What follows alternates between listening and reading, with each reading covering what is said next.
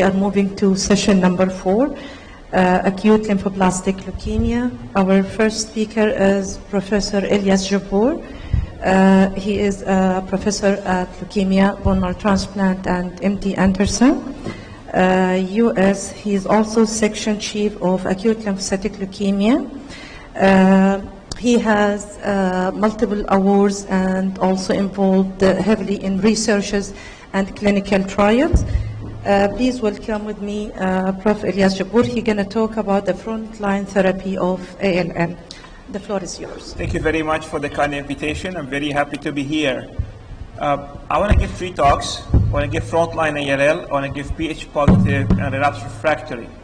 So I'm allocated almost 80 minutes. I'll stay on time, and I promise to finish on time, and I'll be happy to take any question thereafter. My first talk is frontline in ALL. Success story in pediatric ALL, cure rate is 90%. Unfortunately, this success has not been parallel in adult ALL, where at the best the cure rate is 40% in the long run. The question is, why we're not doing so well in adult patients? Well, first of all, not because pediatricians are smarter than adult doctors. It has to do with the biology of the disease more than anything else. In fact, among pediatric ALL, we have a better biology, where we have all the good features present up front.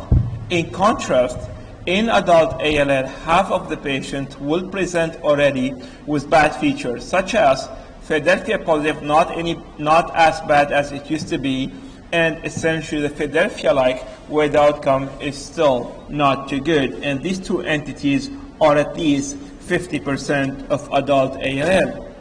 In the front line, what do we have? Treatment a la carte in ALL. We have different subsets, and therefore we can tailor our therapy accordingly.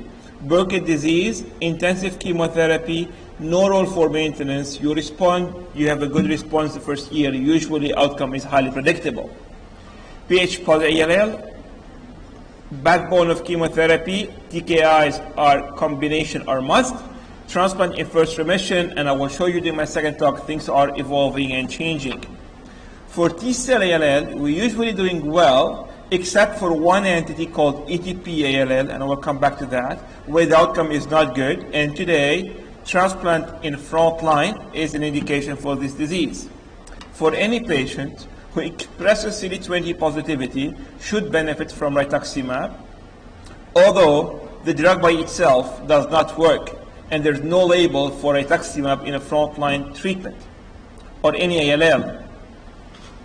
Philadelphia-like, it's a new entity. Essentially, these patients have a poor outcome. They are a third of the adult patients, and for these patients today, you should refer them for transplant in the front line. Now, there's a group of patients, we call them adolescent and young adults. The question is, should we use a pediatric regimen for these patients or use an adult regimen? I will show you the data where the outcome is similar, regardless of which regimen you use, provided you respect the spirit of the treatment, essentially intensification and low maintenance. Finally, one of the critical features in ALL today, and you've heard the CLL speakers mentioning it, is MRD. We cannot treat ALL today without assessing for a measurable residual disease and tailor our therapy accordingly. So Philadelphia-like ALL, published in 2009 in Europe and the USA. These are patients whereby when we do genome profiling on them, they have a similar expression to those with the Philadelphia chromosome positive ALL, yet they do not have the presence of 922 translocations. So these are patients, as I said, have same genetic profile. They don't have the BCR label, but they have activations of other kinase protein that lead to proliferation of the cells, and predominantly they have Icarus deletion present. So what do we do with these patients? How we test for this Philadelphia-like ALL? There's no single test so far. I will show you our algorithm in the next slides. A third of these patients with adult ALL, they have the Philadelphia-like. Now you may tell me, what is their outcome? The outcome is not so good. These are data from MD Anderson, where if you look at the blue curve, the Philadelphia-like ALL at the long run, survival is 20 to 25%. And these are more common in adult patients than it is the case for pediatric disease. So our algorithm has been the following. So a third of these patients will have Philadelphia-like ALL, and then 80% will express what we call colony receptor-like factor 2.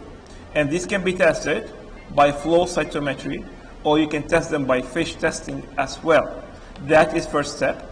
Among patients who have CRF2 positivity, more than half of them will have what we call JAK2 mutation, not the JAK2 V617F, but that is activation of the JAK pathways. There are several trials assessing ruxolitinib in these patients. It does not work very much. For those who are non-CRF2, usually there's a panel of fusions. You can go after them by PCR and FISH. Among them ABL1, where you can use TKIs such as dasatinib, EPO receptors, and others. Our treatment strategy has been, once we identify the Philadelphia-like, is to move in the front line by adding TKIs or new drugs such as Blinatumomab, and I will show you some preliminary data. Now you may tell me here, well, guess what? I don't have these tools. They are not all available at my disposition. What do I do? Well, we look at these patients. Essentially, they do not respond well to chemotherapy.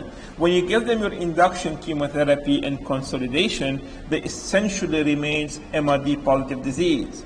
Therefore, if you have no way to identify Philadelphia-like upfront, check at least for MRD and adjust your treatment strategy accordingly, because, as I said, 80% of them or 70% of them will remain MRD positive. So the successes in ALL today are essentially, they include the tyrosine kinase inhibitors, ponatinib, dasatinib, and others, Rituximab, and the monoclonal antibodies. And I think today in 2018, or moving into 2019, we have all the tools to cure ALL. And the adult ALL in the next 5 years will have a survival not close, not similar to the pediatric, but very close. I'm very optimistic that we will find a cure for this disease. So I will cover Philadelphia positive separately. So for the pre-B ALL, 40% of them will express CD20 positivity. And at MD Anderson, we use the combination of HyperCVAD plus Rituximab. That was published in 2010 in JCO. Now, we use this regimen in Burkitt disease, although without maintenance. So Burkitt disease, again, Rituximab alone does not induce any response. When you combine Rituximab plus chemotherapy, you can improve survival by 30%. We and others have shown that the addition of Rituximab can improve survival. Till later, where the French led a randomized trial where patients were treated with carfilzomib on their regimen, plus or minus Rituximab, with only 4 infusions of Rituximab. The study endpoint, primary endpoint, was overall survival, and the primary endpoint was met. The addition of Rituximab does improve event-free survival and overall survival, and therefore Rituximab is standard of care for these patients. In pre-B ALL, where we use Rituximab, these are all phase 2 studies done at MD Anderson. We showed that if we add Rituximab to the Hyper-CVAD, in patients who are 60 years and younger, we showed the survival improvement for these patients. And that was confirmed in a randomized trial led by the French, where patients with the pre-B ALL, CD20 positive, cutoff 20%, were randomized to either GRAALL regimen or GRAALL plus Rituximab, 16 to 18 infusions. The primary endpoint was event-free survival. The primary endpoint was met. There was a significant improvement in event-free survival. For survival, when you sensor for transplant, you have a survival benefit.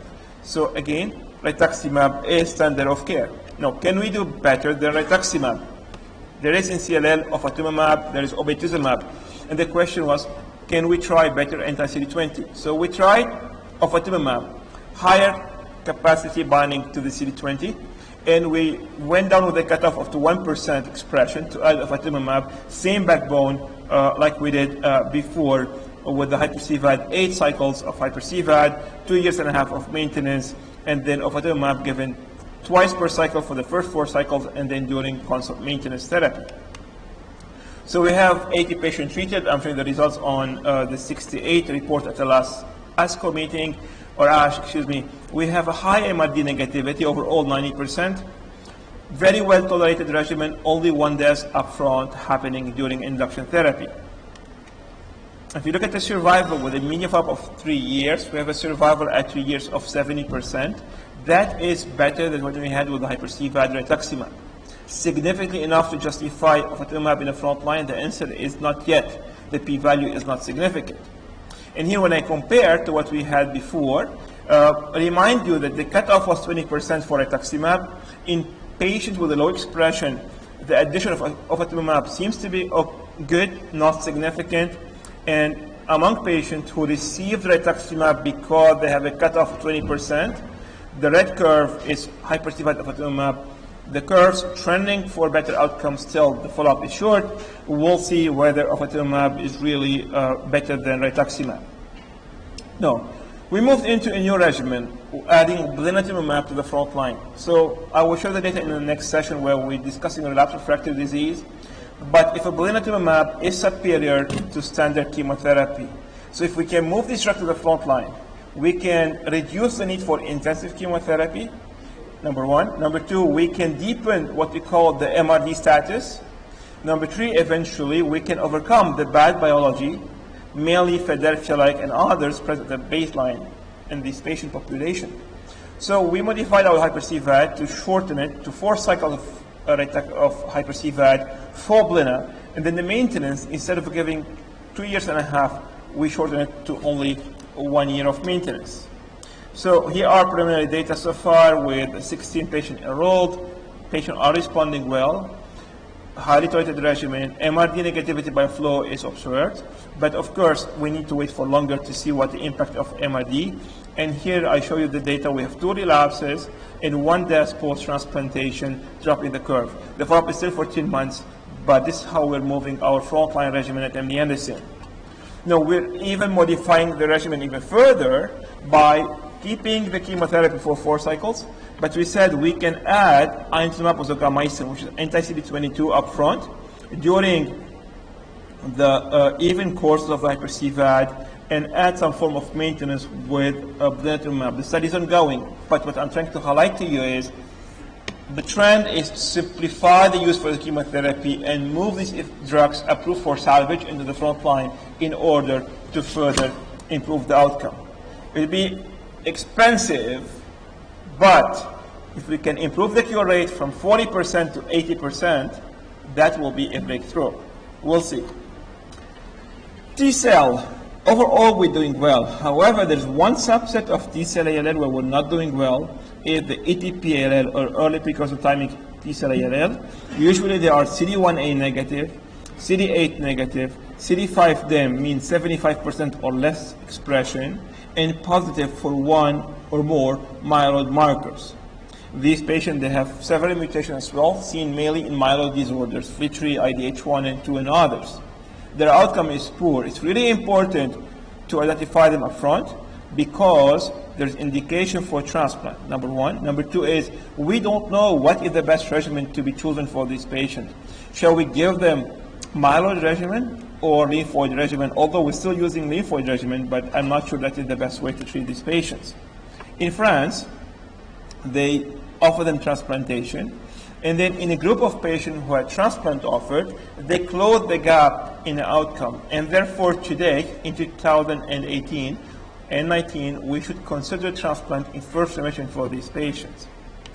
Now, what else in these patients? So ETP-ALL are characterized by BCL2 overexpression, and they're quite sensitive to BCL2 inhibitors. So the idea, therefore, is to add the BCL2 inhibitors to chemotherapy. And we're testing the Hyper-CVAD, or the low-dose regimen, plus venetoclax for T-cell ALL. So far, we have 6 patients treated. All of them went to CR. Of the 6 patients treated, 2 of them were ETP-ALL, and they're doing well. 1 had a transplant, 1 did not get transplant, and they're maintaining the remission. So stay tuned. There may be a role for venetoclax in ALL as well. Pediatric AYA. There was a meta-analysis published by Dr. Stark back in 2008 in Blood. She showed that among the adolescent young adults, essentially up to age of 40, all of us in the room here, we all adolescent young adults, when they give them pediatric regimen, they had a better outcome. CCG, the pediatric, compared to CRGB adult regimen. Of course, several series from Europe and the USA have shown this significant benefit. Now, what's happening with adult regimen is that they you use the myeloid regimen, they model the adult regimen on myeloid disease. So essentially you give induction consolidation, don't give maintenance. You go for transplant to drop chemotherapy, you minimize CNS prophylaxis. The Hyper-CVAD was essentially built on a Burkitt disease treatment from the pediatric experience, where you fracturing the cyclophosphamide, you intensify therapy, you give a long-term maintenance. Therefore, at MD Anderson, the question was, well, which regimen shall we choose? Because we were accused of being unethical for not using pediatric regimen. So while having Hyper-CVAD, we had an augmented BFM prospectively tested in more than 100 patients treated. Here the efficacy of these two regimens from response rate and tolerance early on, similar outcome, no difference. And when you look at the long-term outcome, although with the Hyper-CVAD they have a longer follow-up, the survival curves are strictly overlapping. So in our experience, both regimens are equivalent. So what's different then? Well, let's look at the toxicities. With a pediatric regimen, you have more asparaginase, and you can face more asparaginase complications from thrombotic events to liver dysfunction, allergies to asparaginase. In contrast, with the Hyper-CVAD, you have a more myelosuppression. So which one to choose, therefore? You're the one you're comfortable with. Both are equivalent. I think the future is more in favor of Hyper-CVAD because it's easier to combine, to add to the Hyper-CVAD the Blinatumomab, the Inotuzumab, the TKIs, that it's really hard to combine them with a PEG asparaginase. So if you give PEG asparaginase or asparaginase regular ones, you have a liver dysfunction, you cannot deliver any more TKIs, you cannot give Inotuzumab or Blinatumomab, and therefore you're limited. I think the Hyper-CVAD is more adjustable and more amenable to be a backbone for future treatments. MRD. Despite the fact you give them chemotherapy, even holy water, they can go into remission, patient do relapse. That means there's measurable disease that we misidentify by standard techniques, and they drive resistance in ALL. There was a meta-analysis published in JAMA Oncology by Dr. Don Berry and colleagues in 2017, 13,000 patients, pediatric and adults. And in this meta-analysis, clearly showed that having persistent minimal disease is bad for event-free survival and overall survival, regardless of how you test them, regardless of the technique used in pediatric and adults.